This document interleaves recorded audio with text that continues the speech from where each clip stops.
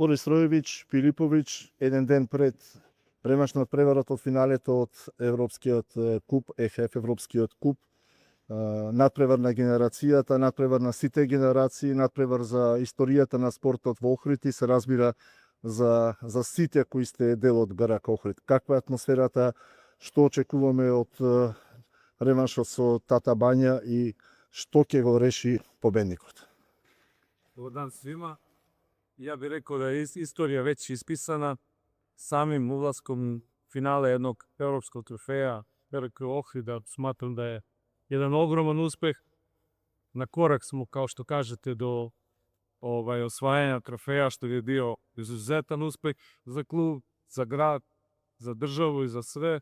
I ja mogu reći tu numaka da ćemo ostaviti zadnji atom snage zajedno sa ovim divljim navijačima i pokušati to sutra da napravimo u Ohridu. Međutim, kad je krenuo ovaj Evropski kup, Tata Banja je bila apsolutni favorit i mi kad smo razmišljali izvlačenja, molili smo se samo da Tata Banja bude što kasnije, jer je bila bukvalno apsolutni favorit.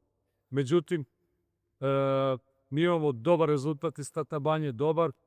Smatram da je trebao da bude i bolji, da se ne vraćam nazad sve šta se izdešavalo i da bi u toj situaciji nama bilo puno lakše. Međutim, ok, imamo rezultat koji imamo, imat ćemo iza sebe ceo grad Ohrid, što mi svi osjećamo svih ovih dana.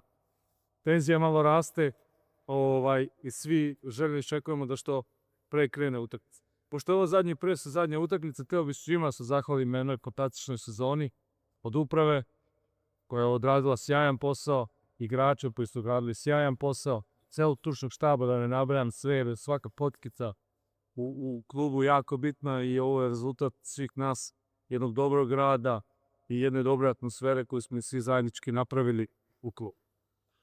Pipo? Dobar dan svima, mislim da je Pregled dosta toga rekao, mogu samo sa igračke strane da govorim. Mislim da mi moramo se koncentrirati na naše zadatke, biti maksimalno fokusirani i ovu dvoranu i ovu energiju da, evo ja sad trebamo iskoristiti na pravi način, da ne izgorimo, nego da budemo fokusirani i da nas onda krene nositi bra i ja vjerujem u pobjedi. Што според вас ќе биде клучно на овој реванш? Дали очекувате поинаква Тата Бања?